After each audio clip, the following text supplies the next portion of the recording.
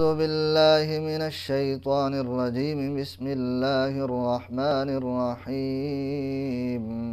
يا أيها الذين آمنوا لا تسألوا عن أشياء إن تبد لكم تسؤكم وإن تسألوا عنها حين ينزل القرآن تبد لكم عفى الله عنها والله غفور حليم. قد سألها قوم من قبلكم ثم أصبحوا بها كافرين. ما جعل الله من بحيرة ولا سائبة ولا وصيلة ولا حام ولكن الذين كفروا يفترون على الله الكذب وأكثرهم لا يعقلون. وإذا قيل لهم تعالوا إلى ما أنزل الله وإلى الرسول قالوا حسبنا ما وجدنا عليه آباءنا أولو كان آباؤهم لا يعلمون شيئا ولا يهتدون.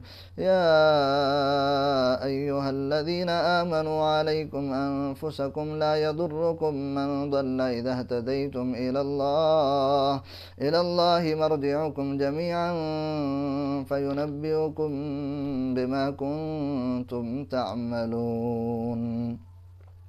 يا أيها الذين آمنوا شهادة بينكم إذا حضر أحدكم الموت حين الوصية اثنان ذوى عدل منكم أو آخران من غيركم إن أنتم ضربتم في الأرض فأصابتكم مصيبة الموت تحبسونهما من بعد الصلاة فيقسمان بالله إن ارتبتم لا نشتري به ثمنا ولو كان ذا قربى ولا نكتم شهادة الله إنا إذا لمن الآثمين. فإن عثر على أنهما استحقا إثما فآخران يقومان مقامهما من الذين استحق